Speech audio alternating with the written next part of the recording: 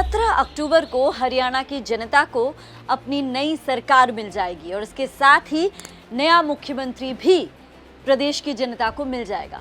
लेकिन इस बार हरियाणा के मुख्यमंत्री का चुनाव क्या भारतीय जनता पार्टी के लिए इतना आसान हुआ या होगा? क्योंकि सीएम फेस को लेकर कांग्रेस पार्टी में तो लगातार तकरार दिखती रहती है, लेकिन इस बार बीजेपी में भी सब कुछ ठीक ठाक नहीं है। अमित शाह एक रैली में बोल के जाते हैं कि नायब सिंह सैनी ही हमारे सीएम फेस हैं, लेकिन उसके बावजूद ऐसी क्या वजहें रही जिसकी वजह से कभी अनिल विज सामने आते हैं, कभी राव इंद्रजीत सामने आते हैं और सीएम पद की दावेदारी ठोकते हैं। ऐसे तमाम सवालों पर एक नज़र डालते हैं और क्यों अमित शाह खुद पर्यवेक्षक बनकर हरियाणा 16 को आ रहे हैं।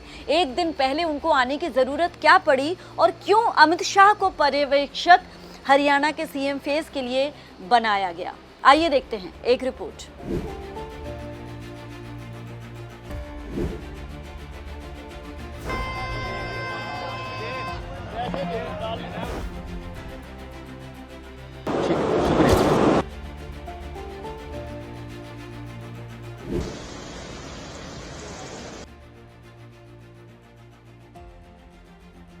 हरियाणा में लगातार 2 बार सरकार चलाने के बाद भारतीय जनता पार्टी सूबे के चुनाव इतिहास का अपना सर्वश्रेष्ठ प्रदर्शन करते हुए लगातार तीसरी बार सत्ता में लौटी है।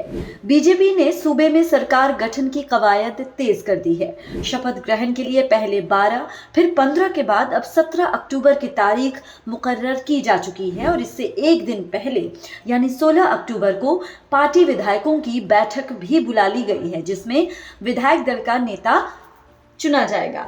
विधायक दल की बैठक के लिए बीजेपी ने गृह मंत्री अमित शाह और मध्य प्रदेश के मुख्यमंत्री मोहन यादव को पर्यवेक्षक बनाया है। अमित शाह अमूमन चुनावी राज्यों में संगठन से रणनीति तक पार्टी के पेच दुरुस्त करने का दायित्व निभाते आए हैं।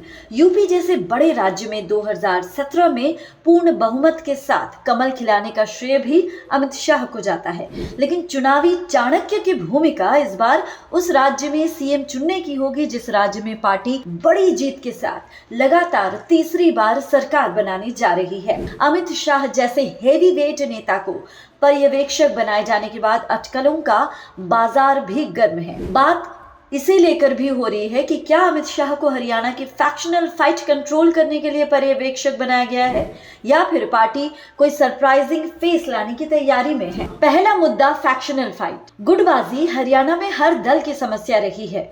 हरियाणा बीजेपी भी इससे अछूती नहीं है। हरियाणा बीजेपी में 2 मुख्य गुट हैं, एक कैडर का और दूसरा बाहर से आए नेताओं का, जिसमें राव इंद्रजीत से लेकर श्रुति चौधरी और कुलदीप बिश्नोई जैसे नेताओं के नाम हैं। अनिल विज, मनोहर लाल के भी अपने गुट हैं। मनोहर सरकार में गृह मंत्री रहे अनिल विज यहां तक कह चुके हैं कि अब सीएम हाउस में मुलाकात होगी। अनिल विज की इमेज एक अक्खड़ नेता की है। विज तब विधायक दल की बैठक से बीच में ही बाहर निकल गए थे जब नायब सिंह सैनी को विधायक दल का नेता चुना गया था। बीजेपी नेतृत्व नहीं चाहता कि फिर से वैसी नौबत आए और सरकार गठन से पहले ही किसी तरह का बखेड़ा खड़ा हो। पार्टी में गुटबाजी या विधायकों के बीच मतभेद की खबरें बैठक से बाहर आई। राव इंद्रजीत ने सरकार गठन की कवायद के बीच अहीरवाल रीजन के 8 विधायकों से मुलाकात की है, जिसे पार्टी आला कमान को ताकत दिखाने जैसा बताया जा रहा है। राव इंद्रजीत ने अहीरवाल की 11 में से 8 सीटों पर अपनी बेटी समेत समर्थकों के लिए टिकट मांगा था। बीजेपी ने राव इंद्रजीत के पसंद के उम्मीदवारों को तरजीह भी दी और ये सभी विधानसभा चुनाव जीत विधायक निर्वाचित होने में भी सफल रहे। हाल ही में राव इंद्रजीत के 9 विधायकों के साथ बागी तेवर दिखाने सीएम पद के लिए अड़े होने की रिपोर्ट्स भी कुछ मीडिया में दिखाई दी हैं। दूसरा, सीएम दावेदारों की भरमार। बीजेपी अनुशासित पार्टी मानी जाती है। अमूमन ऐसा देखने को मिलता है कि पार्टी ने अगर किसी नेता को चेहरा घोषित कर दिया तो उसके बाद अगले सीएम को लेकर किसी तरह की डिबेट या चर्चा नहीं होती। पार्टी के नेता भी खुलकर सीएम दावेदारी करने से परहेज करते हैं, लेकिन हरियाणा चुनाव में इस बार इसका उलट नजारा देखने को मिला है। खुद अमित शाह ने ही ये ऐलान किया था कि नायब सैनी ही चुनाव में बीजेपी के सीएम चेहरे होंगे। रहेंगी। लेकिन राव इंद्रजीत से लेकर अनिल विज तक सीएम पद के लिए नेताओं की दावेदारियां इसके बाद भी लगातार जारी रही। राव इंद्रजीत विधायक नहीं है, लेकिन सीएम के लिए अनिल विज के साथ उनकी दावेदारी ने बीजेपी नेतृत्व की टेंशन बढ़ा दी है। इस चुनाव में बीजेपी नायब सिंह सैनी के चेहरे के साथ मैदान में आई थी। अमित शाह ने पहले ही ऐलान कर दिया था कि पार्टी सत्ता में आई तो नायब सिंह सैनी ही मुख्यमंत्री होंगे।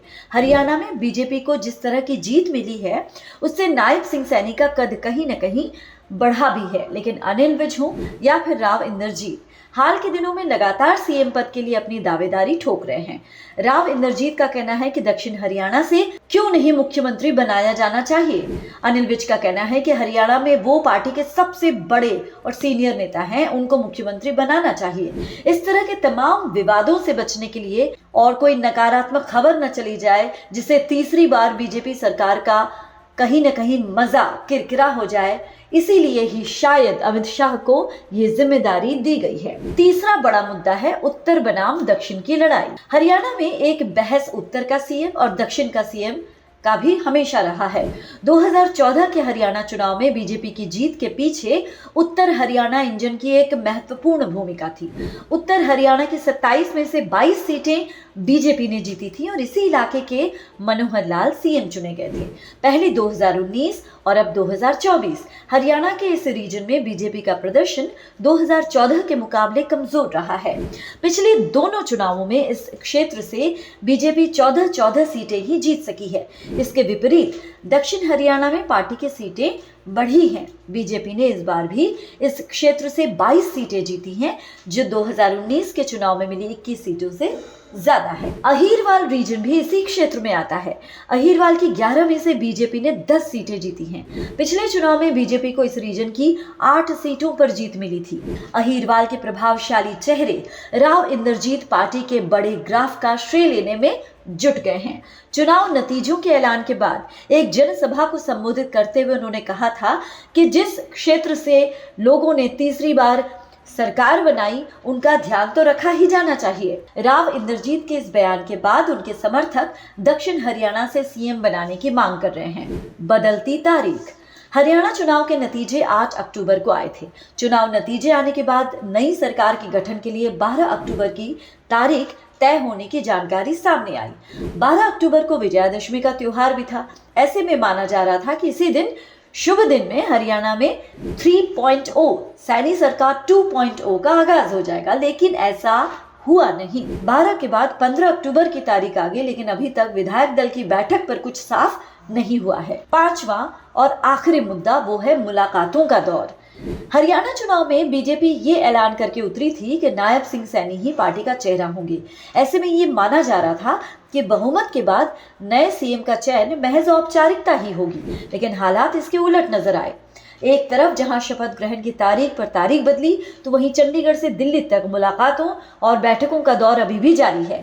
चुनाव नतीजों के बाद कार्यवाहक मुख्यमंत्री नायब सिंह सैनी ने दिल्ली पहुंचकर बीजेपी अध्यक्ष जेपी नड्डा, प्रधानमंत्री नरेंद्र मोदी और अन्य वरिष्ठ नेताओं से मुलाकात की, तो वहीं अनिल विज भी दिल्ली पहुंचे और 13 अक्टूबर को पार्टी अध्यक्ष से मुलाकात की। बदलती तारीख, मुलाकातों का दौर और सीएम दावेदारों की भरमार, ये बीजेपी की चुनौतियां ही बढ़ा रहे हैं। और शायद यही वजहें हैं कि पार्टी को अपने संकट मोचक अमित शाह को बतौर पर्यवेक्षक हरियाणा भेजने का फैसला करना पड़ा है। Bureau input, PTC Haryana.